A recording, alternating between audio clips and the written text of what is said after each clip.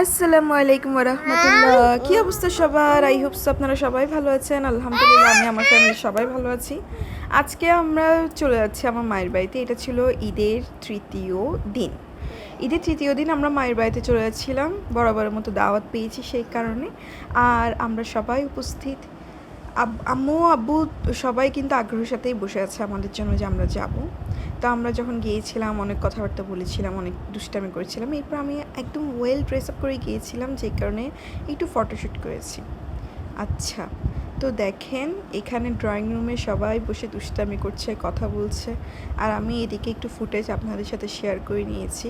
আর সবচেয়ে মজার বিষয় হচ্ছে আমার তৌহিদ তাইয়া এখানে আসলে অনেক খুশি হয়ে যায়, যেটা আসলে দেখার মতো, চোখে পড়ার মতো। কারণ সবসময় ঘরের মধ্যে থাকে তো, ওরা কাউকে পায় না, কারোর সাথে খেলতে পারে না, দুষ্টামি করতে পারে না, একা একাই ওদের বন্দি ঘরেই বলতে গেলে জীবনটা হচ্ছে।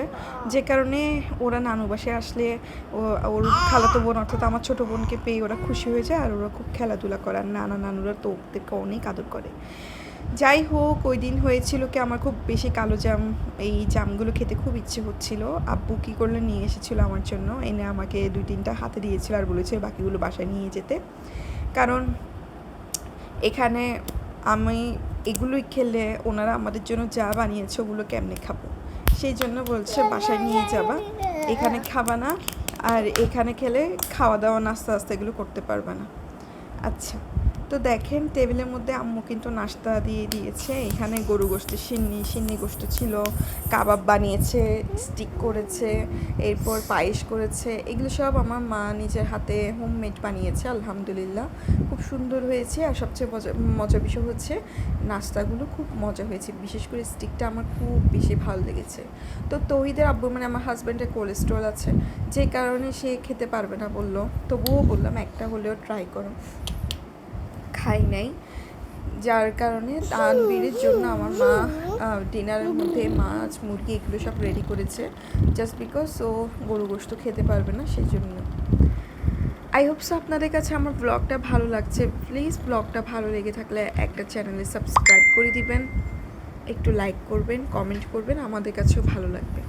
আচ্ছা, আমার তো খাওয়া দাওয়ার পর আমি আবার বসেছি জাম আর লবণ মরিচ নিয়ে। এটা খেতে এত বেশি ভালো লাগে, আমার ফেভারিট একটা খাবার জাম।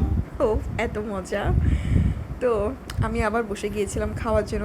এরপর আমরা যখন ডিনারে ভাতের আয়োজন করেছে, মাঝখানে কিন্তু অনেক টাইম গিয়েছে, ওগুলো ফুটেজ আপনাদের সাথে শেয়ার করা হয়নি। তো দেখেন এখানে গরু গোশত, এটা সিন্নি গোশত রান্না করেছে খুব সুন্দর করে। এরপর এটা হচ্ছে ঝুরা গোশত, লাইক কোয়াবের গোশতর মতো করেছে। তারপর এটা হচ্ছে নলা রান্না করেছে। এটা হচ্ছে শোল মাছ দিয়ে সিমে পিচি দিয়ে বেগুন দিয়ে একটা রান্না করেছে। এরপর এটা তো সালাদ সবাই জানেন, আর এটা হচ্ছে পোলাও ভাত। আর আর কি জানি ছিল, ও হ্যাঁ, এখানে আরেকটা হচ্ছে যে এটা হচ্ছে আলু দিয়ে মুরগির গোশত রান্না করা হয়েছে। তো অল ওভার খাবারগুলো খুব বেশি মজা হয়েছে। আর আমি তো জানেন ভিডিও ব্লগ করি, যে কারণে আমার সবগুলো ফুটেজ নেওয়া লাগে, আর আমি নিই, আমার থেকে খুব বেশি ভালো লাগে। এদিকে আমি যখন আমার ছেলেকে খাওয়ানোর জন্য দাঁড়িয়েছিলাম, তখন আমার ভাই আমার একটু ভিডিও করে নিয়েছিল। এনিওয়েজ, খাওয়া দাওয়ার পর অনেকক্ষণ বসেছিলাম, চাটাও খাওয়া হয়েছিল। এরপর আমরা রওনা দিয়েছিলাম বাসার উদ্দেশ্যে। এখন আমরা চলে যাচ্ছি, আর আমাদের ফেভারিট গাড়ি হচ্ছে এটা হচ্ছে যে ভিভাটেক গাড়ি। এটা খুবই আরামদায়ক, আমরা যখন এই গাড়িটাতে উঠি একদম আরামসে বাসায় পৌঁছে যেতে পারি। তো সরকারের কাছে বিনীত নিবেদন এই যে আপনারা প্লিজ এই গাড়িটাকে রাস্তায় চলাফেরা করার জন্য অ্যালাউ করে দেন।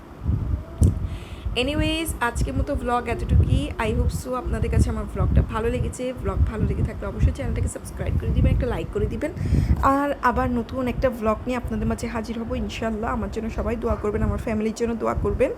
আই হোপ সো আপনারা আস্তে আস্তে আমাকে চিনছেন, জানছেন। আই হোপ সো, আশা করছি আপনারা সবাই ভালো থাকবেন। আল্লাহ হাফেজ।